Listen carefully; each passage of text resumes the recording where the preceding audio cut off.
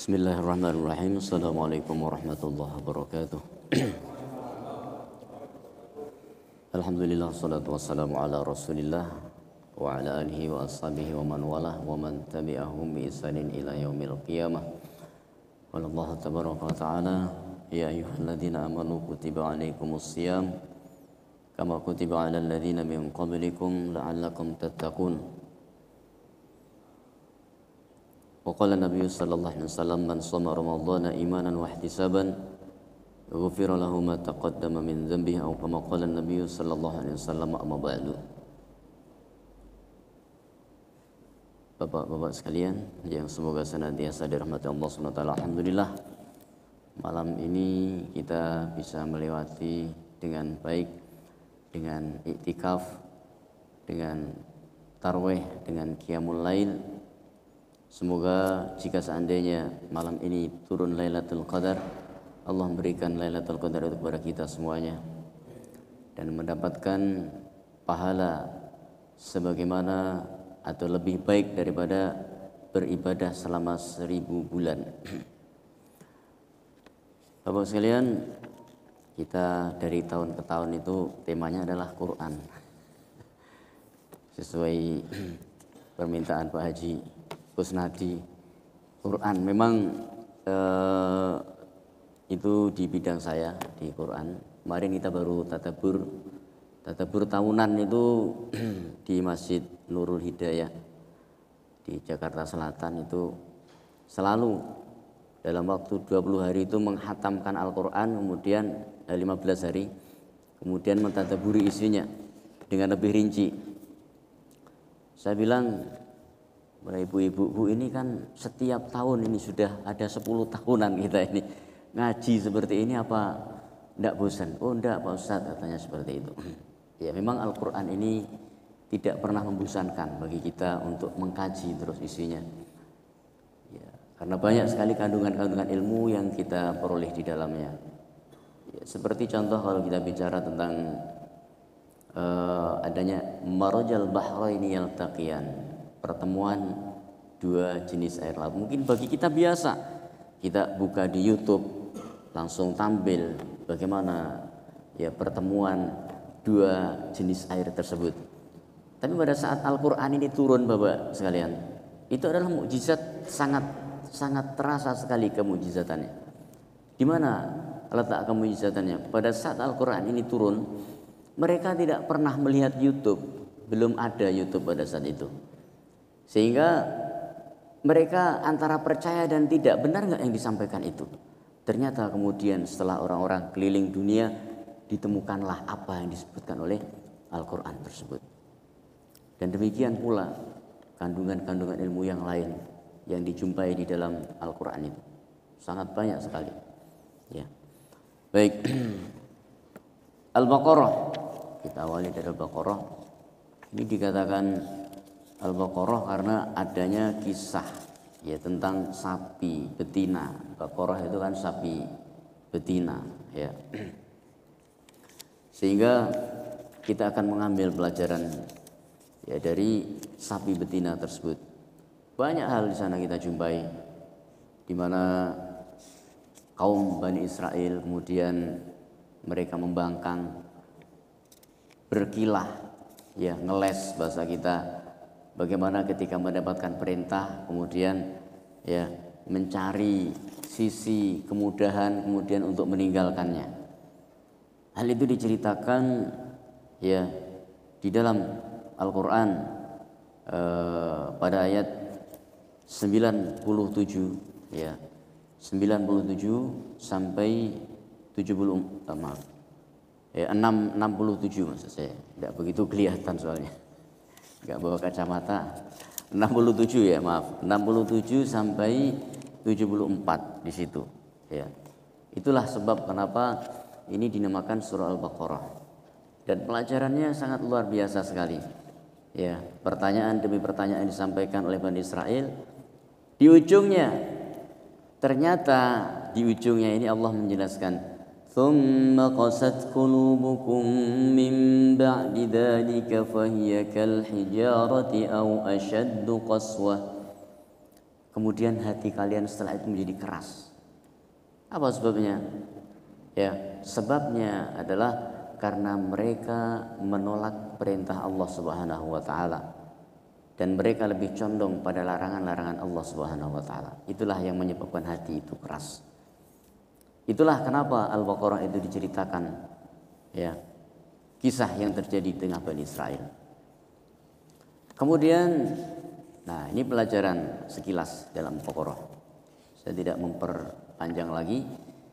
Ali Imran, surah Ali Imran ini juga menceritakan kisah, ya, kisahnya keluarga Imran, di mana keluarga Imran ini merupakan salah satu keluarga pilihan yang disebutkan Allah SWT di dalam Al-Quran.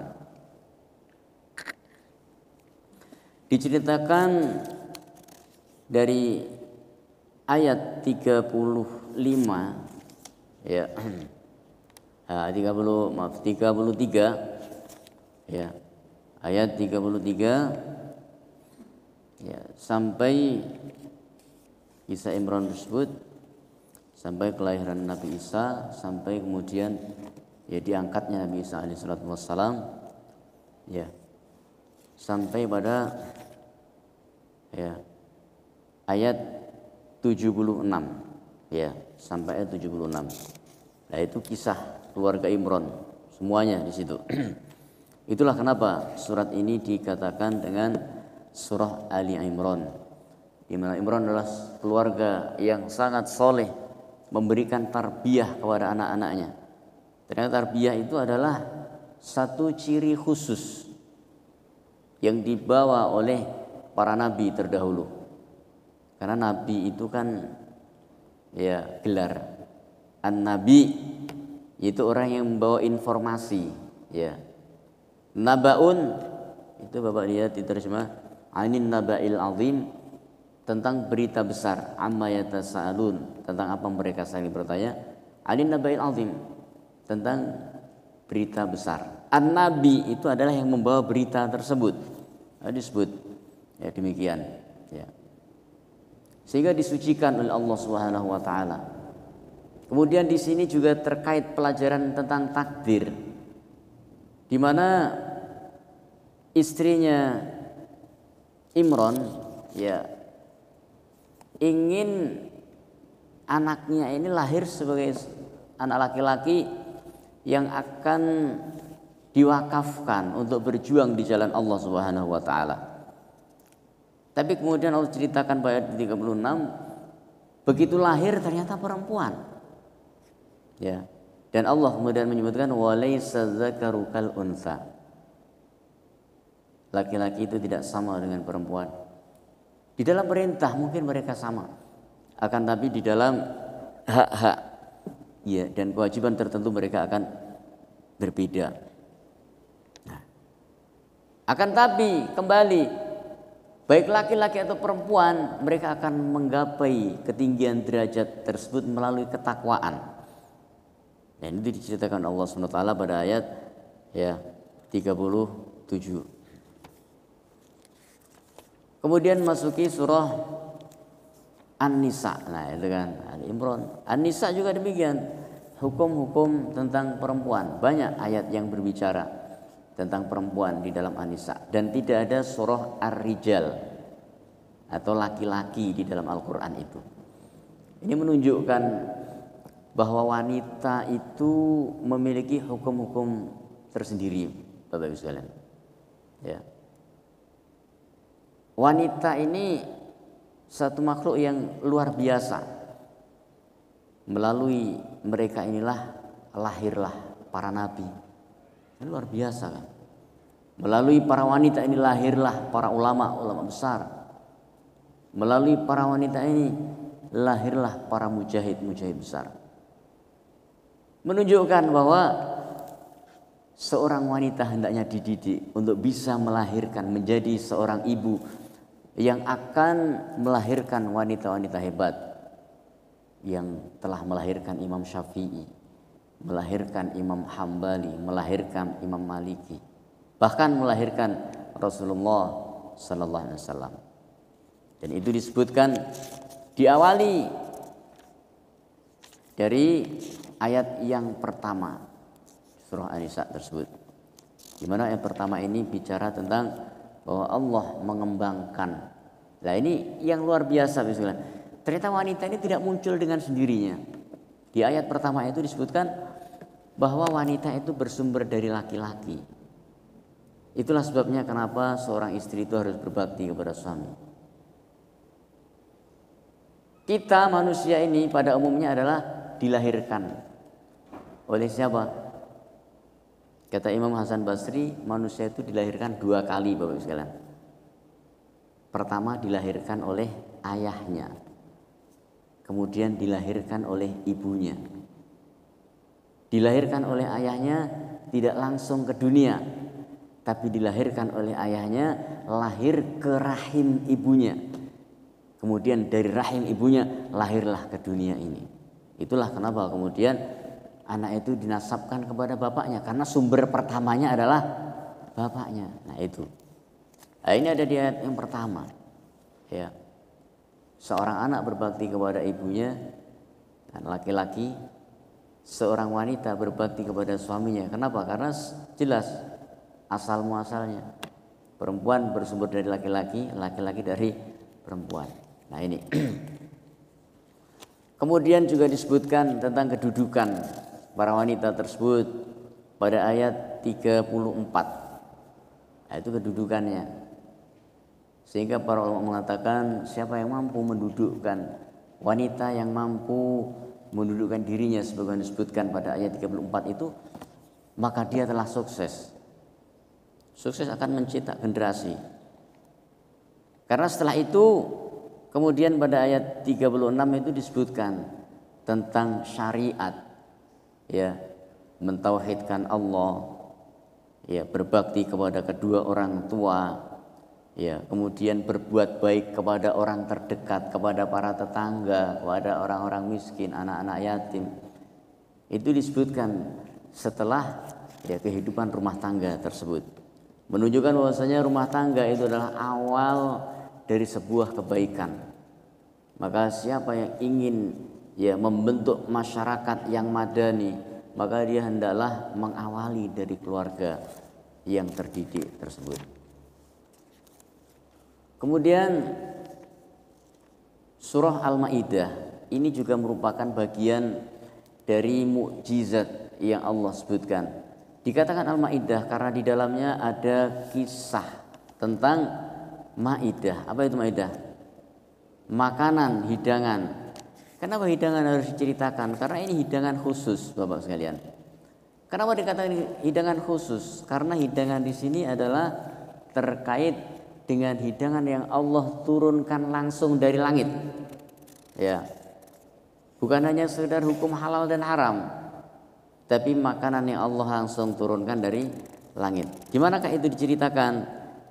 Hal itu diceritakan dari ayat 112 ya, 112 sampai 115 ya. Ketika Bani Israel meminta kepada Allah, meminta kepada Nabi Isa, wahai Nabi Isa, bahwa ya sampean itu minta kepada Allah biar diturunkan ya makanan langsung dari langit, gitu kan.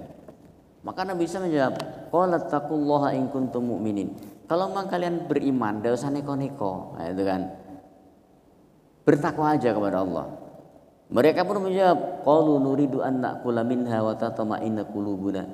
Nah, kami bukan bermacam-macam. Kami ini ingin membuktikan supaya tenang hati kami bahwa kami benar-benar menyembah Allah yang ada. Kata mereka begitu, Pak. Ya. Kemudian Nabi Isa pun memohon kepada Allah di ayat 114, Allah pun turunkan makanan dari langit itu, Pak, langsung keleyang gitu kan. Di hadapannya dimakanlah oleh Bani Israel tersebut. Nah, dan Allah menetapkan pada ayat 115, qala Allahu inni munazziluha minas alaikum. Ya. Akulah, kata Allah, yang menurunkannya dari langit untuk kalian. Kemudian Al-An'am Dikatakan al-an'am karena di sini ada binatang ternak. Kenapa? Kok binatang ternak itu dibahas dalam Quran? Surat binatang ternak, ya. Karena ini menunjukkan Bapak sekalian bahwa binatang ternak itu urusan apa itu? Urusan dunia apa akhirat, Pak? Nah, kita jual sapi dapat duit dunia. Akan tetapi ini seperti dikatakan Imam Az-Zarnuji. Az-Zarnuji itu di dalam Ta'limul Muta'allim mengatakan kam min amalin, kalau tidak salah seperti itu redaksinya. Kam min amalin, ya, bisurati amali dunya, betapa banyak, ya, kan kam min amalin yatasawwaru bisurati amali dunya, betapa banyak amalan-amalan yang secara zahirnya, orang Jawa bilang blegernya itu kelihatannya itu amalan dunia, fatasiru amalal akhirah bin niat, akan menjadi amalan akhirat dengan niat yang benar, ya. Dan ini diceritakan walaupun Al-Maidah itu adalah, ya, urusan dunia, An'am itu urusan dunia, akan tetapi Bapak Ibu sekalian lihat di dalam ayat 136 Maidah itu bisa menyebabkan seorang masuk surga dan Al-An'am maksudnya. Binatang ternak itu bisa membawa pemiliknya menuju surga, bahkan bisa membawa pemiliknya menuju neraka. Subhanallah. Kenapa itu?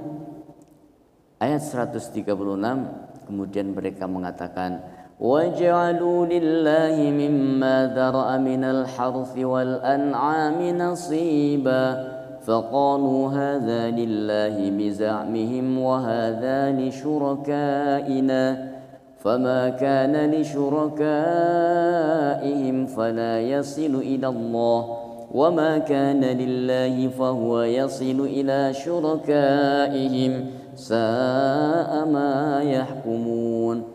Mereka kalau motong binatang ternak itu, mereka mengatakan ini saya persembahkan untuk Allah dan ini untuk berhala-berhalanya. Nah, itu kan.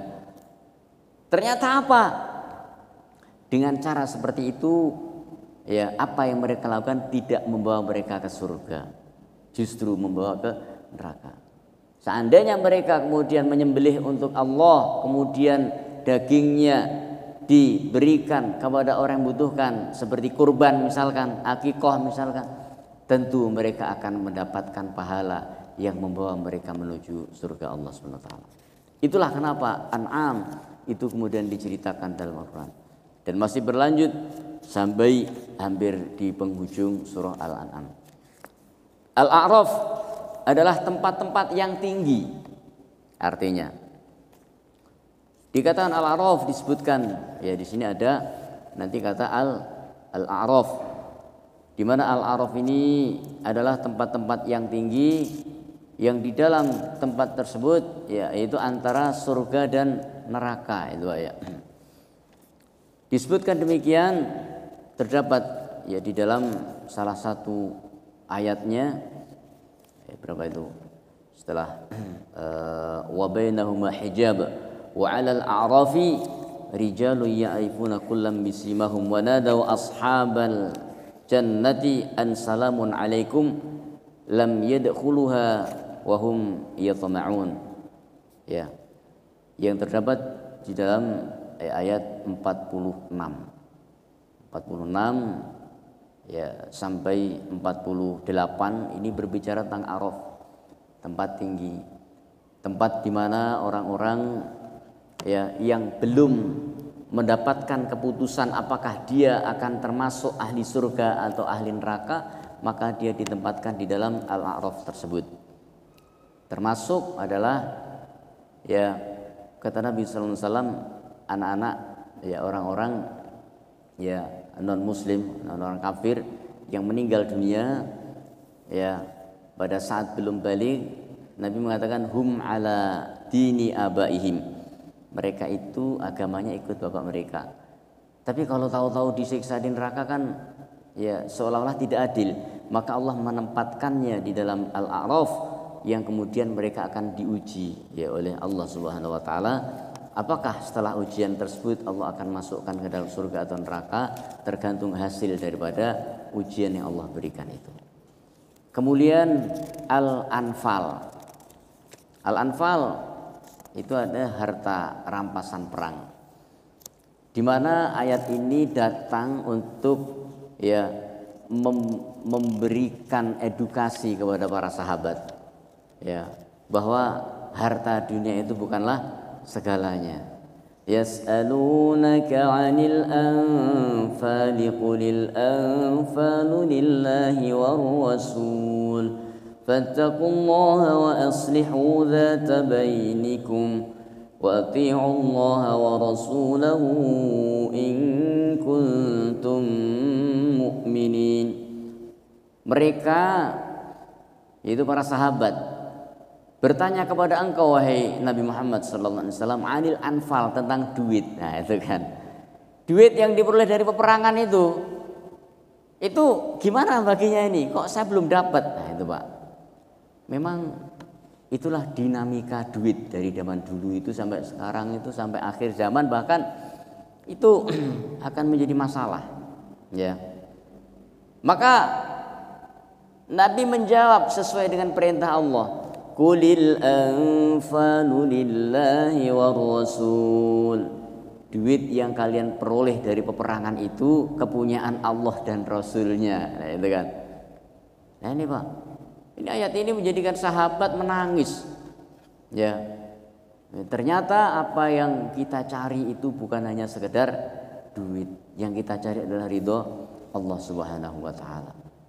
Maka kemudian Allah pun menguatkan, fattaqullah, bertakwalah kalian kepada Allah. Seolah-olah apa?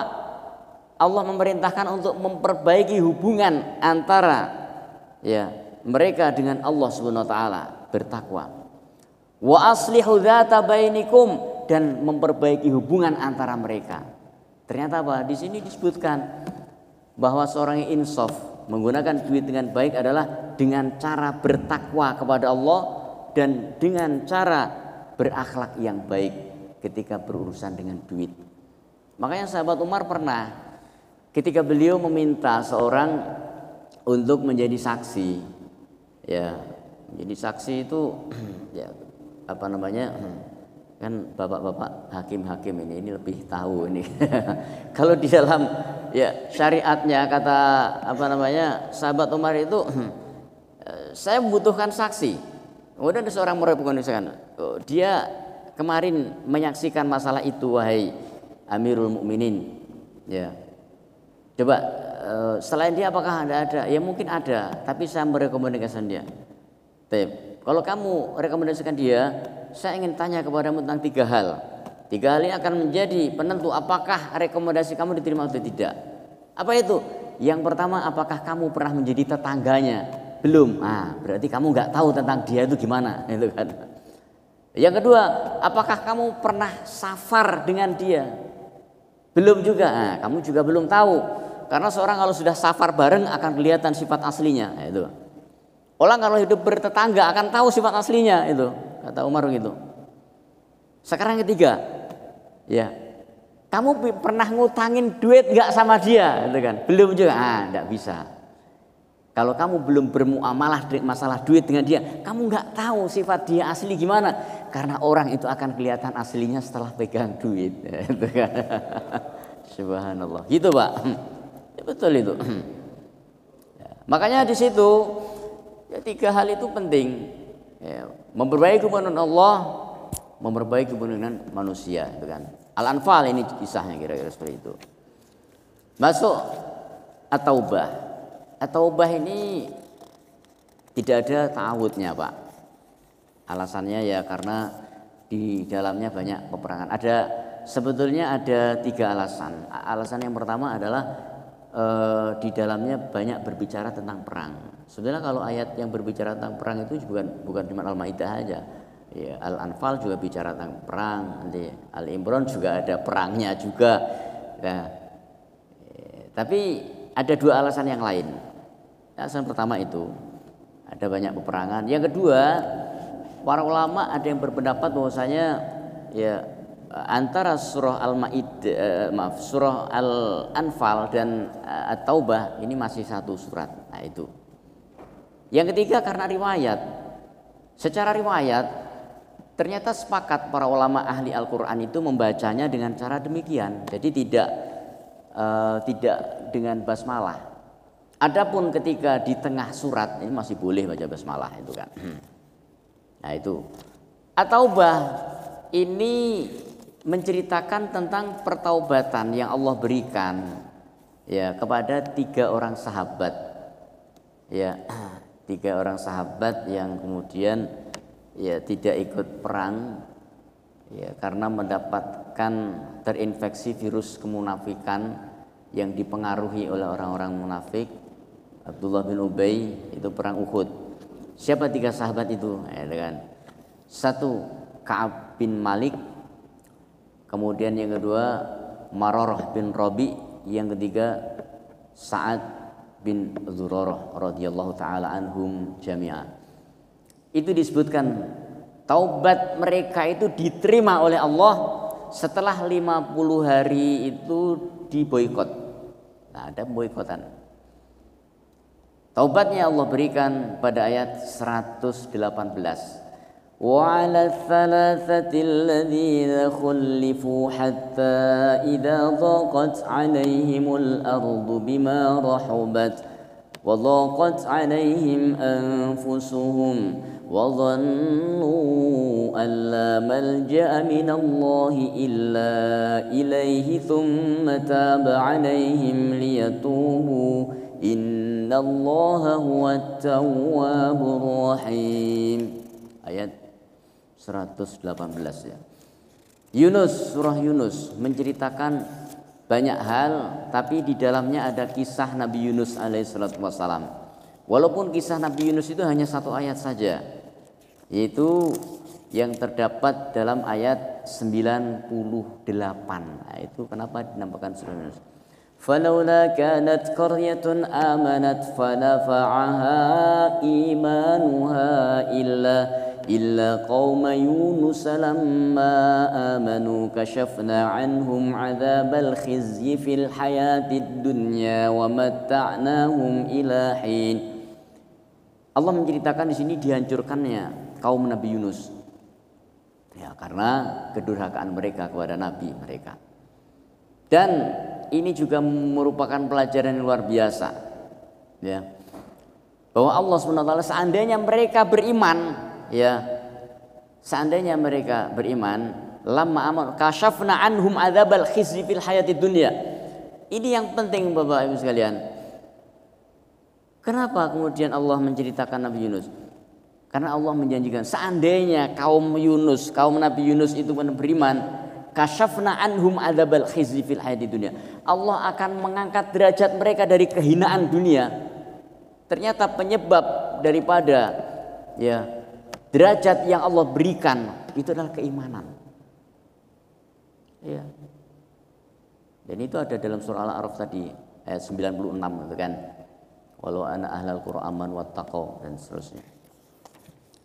Surah Hud. Ya. Surah Hud ini juga menceritakan tentang para nabi, ya, kemudian disebutkan khusus ya Nabi Hud diceritakan di sini bahwa Nabi Hud membawa umatnya menuju kepada ketauhidan. Di ayat 89 disebutkan وَيَا قَوْمِ لَا يَجْرِمَنَّكُمْ شِقَاقِي أَنْ يُصِيبَكُمْ مِثْلُ مَا أَصَابَ قَوْمَ نُوحٍ أَوْ قَوْمَ هُودٍ أَوْ قَوْمَ صَالِحٍ وَمَا قَوْمُ لُوطٍ مِنْكُمْ بِبَعِيدٍ. Ayat 90, وَاسْتَغْفِرُوا رَبَّكُمْ ثُمَّ تُوبُوا إِلَيْهِ إِنَّ رَبِّي رَحِيمٌ وَدُودٌ.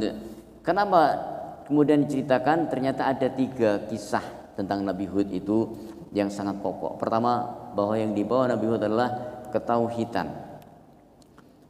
Yang kedua, bahwa Allah SWT membuka pertaubatan itu sampai ya batas ajal. Ya, seandainya mereka kemudian mau bertobat sebelum ajal itu datang, sebelum siksaan datang, niscaya Allah Subhanahu wa taala akan ya membebaskan mereka dari azab-azab tersebut. Kemudian yang ketiga, menunjukkan dari ayat 89 bahwa para nabi itu seperti dikatakan Nabi sallallahu alaihi wasallam, innal anbiya'a wahidun ikhwatun, ya. Innal anbiya'a ya ikhwatun, sehingga para nabi itu bersaudara. Dinuhum wahid, agama mereka satu. Agama wa syari'atuhum mukhtalifah, dan syariat cara mereka beribadah itu berbeda-beda, ya. Kemudian surah Yusuf ini yang luar biasa, Pak. Kalau kita mengikuti training, biasanya itu para trainer itu menyampaikan tentang ya untuk sukses itu kita disuruh mimpi dulu, Pak. Gitu nggak, Pak? Bapak sebagai trainer tentu juga. Ternyata apa? Benar sekali. Untuk menggapai ya, suatu keberhasilan, seorang harus pandai bermimpi dan berusaha mencari alat untuk mewujudkan mimpi tersebut.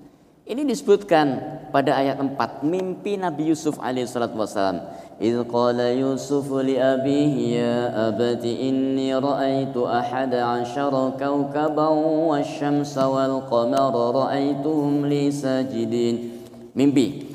Dan ternyata Bapak Ibu sekalian, di akhir ayat ini, di akhir surah Yusuf ini, ternyata Allah Subhanahu wa taala memberikan keberhasilan kepada Nabi Yusuf menjadi penguasa Mesir pada saat itu. Ya, diawali dari mimpi, Pak. Ya, kemudian dengan proses sampai kemudian masuk penjara. Yang menarik lagi ketika beliau masuk penjara dan tidak dibebaskan, beliau tidak mau. Tidak mau, Pak. Kenapa tidak mau? Bukan tanpa syarat. Jadi mau dibebaskan dengan syarat. Apa syaratnya? Harus dibuktikan bahwa saya tidak salah. Saya tidak mau kalau dikeluarkan dari penjara hanya karena kasihan saja, tidak mau. Ya, karena waktu itu beliau adalah tahanan politik itu. Ini kan Nabi Yusuf alaihissalam. Ya.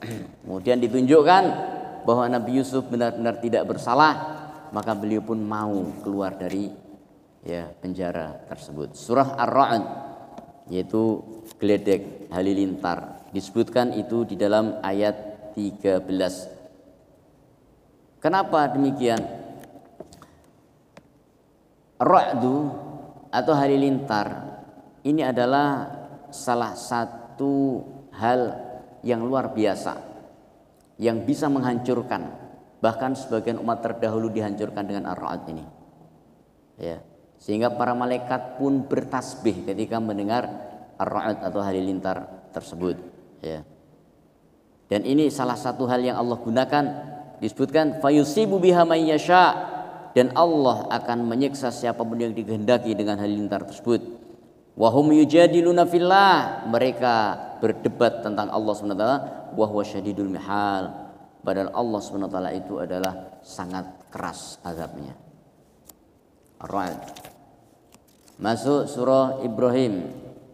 Ada satu kisah yang luar biasa, ya, pada kisah Nabi Ibrahim alaihissalam ini, ya, yaitu pada ayat 37 sampai ayat 41.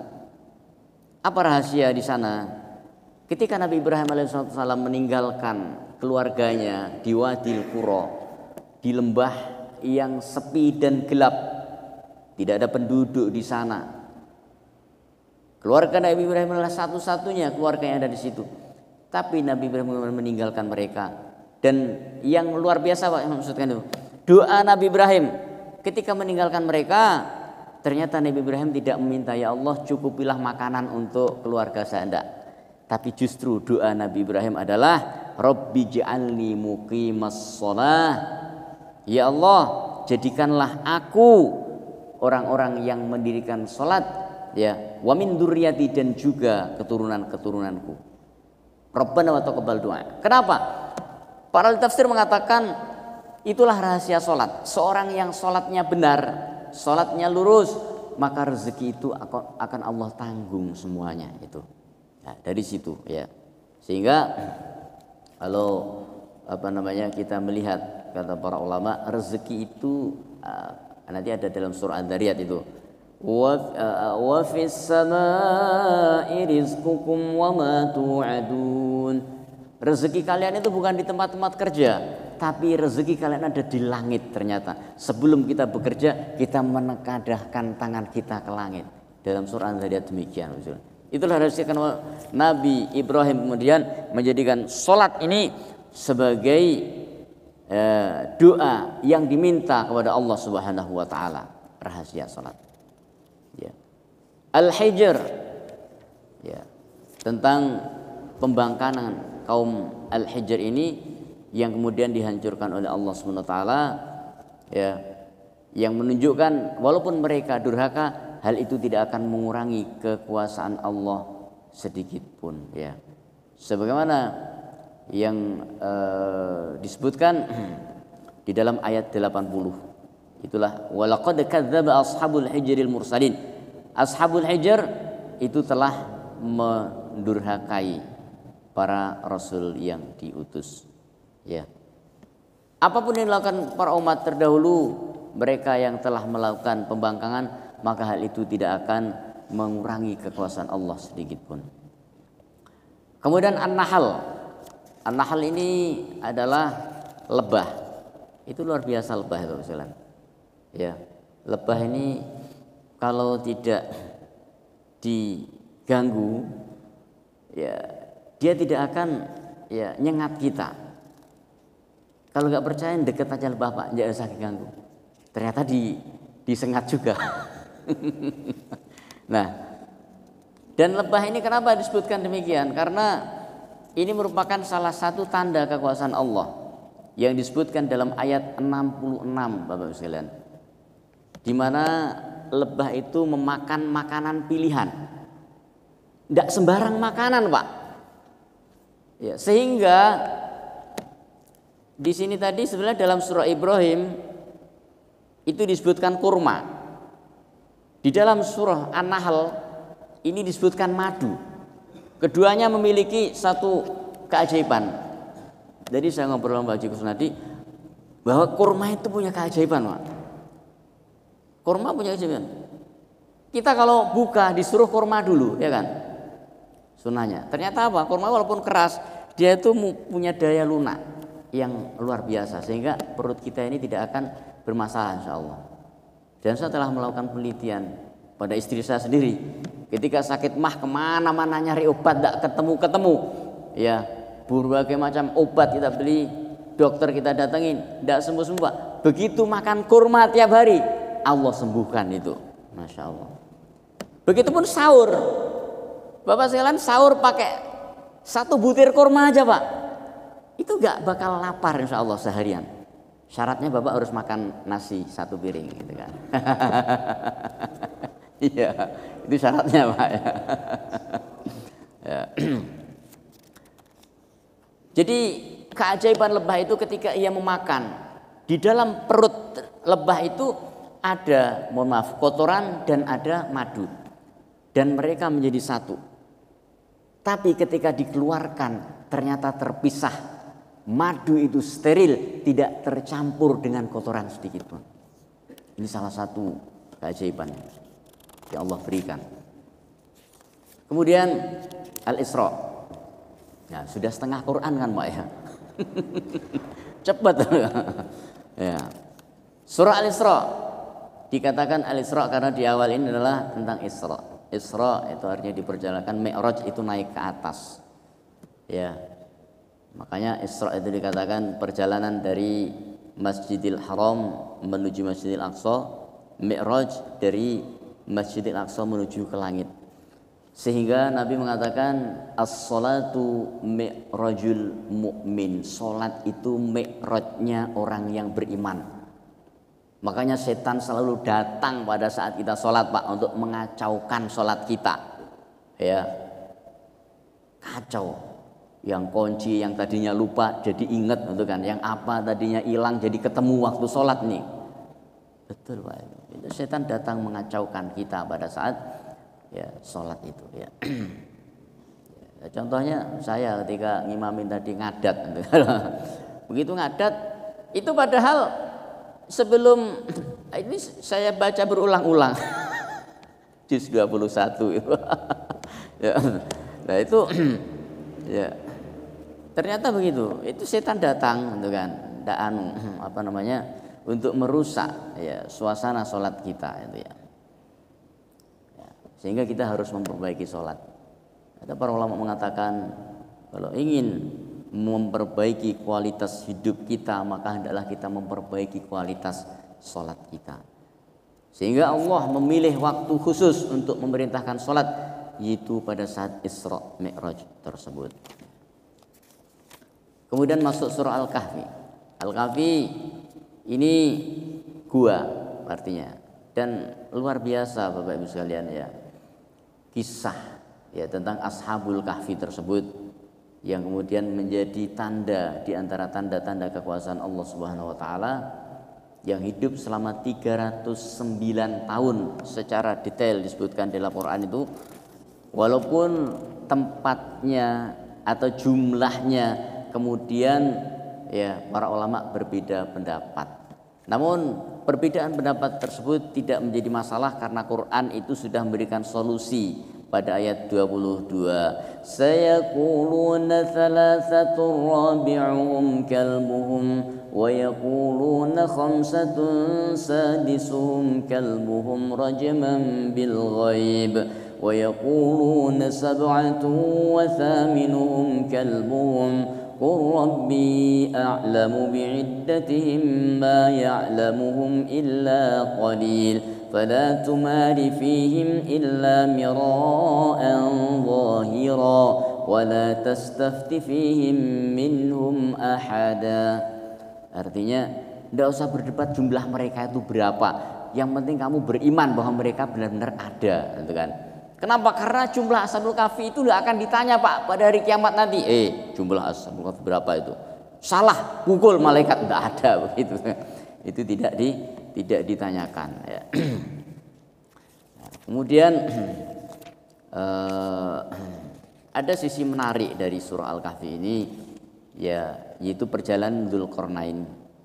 Ya, yang dikatakan Alexander Agung katanya itu kan. Di sana disebutkan ketika ia sampai pada ayat 90 ya. Hatta idza balagha matli'a asy-syamsi wajadaha tatlu'u 'ala qaumin lam naj'al lahum min duniha sitra. Kadzalika wa qad ahsana bima ladayhi khubra. Ya. Ya, di sini disebutkan ketika Dzulqarnain berjalan ke ujung timur. Ke ujung timur, Pak. Ya, di ujung timur ternyata di sana menjumpai kaum yang dikatakan min duniha sitra. Apa itu? Min duniha sitra itu. Min duniha sitra itu, mohon maaf, kaum yang tidak berpakaian, Pak. Tidak pakai baju. Nah, itu menjumpai itu. Dan mohon maaf, tidak memakai baju itu di dalam bahasa Arabnya adalah auryan. Apa itu? Auryan. Sementara di negeri kita di ujung timur ada ya suku yang nggak pakai baju, itu di Irian tempatnya. Itu digandeng-gandengan begitu jadinya. Bisa jadi Dzulqarnain itu sampai di ujung timur Indonesia. Wallahu a'lam bishawab. Kalau kita melihat ya dari ya penggandengan makna-makna tersebut ya. Wallahu a'lam bishawab. Saya rasa sampai di sini kita sudah setengah Quran, Pak. Baru setengah jam kan luar biasa. Ternyata seisi Quran bisa dibahas hanya dalam waktu 1 jam saja. Demikian Bapak Ibu sekalian, insyaallah akan kita lanjutkan di tahun depan, Pak, ya kita. Oh, siang. Melanjutin ini, Pak. Sampai hatam, Pak.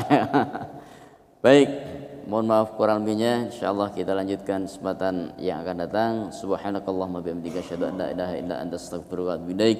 Wa sallallahu ala nabiyyina Muhammad wa akhiru da'wana alhamdulillahirabbil alamin. Akhirul kalam. Assalamualaikum warahmatullahi wabarakatuh.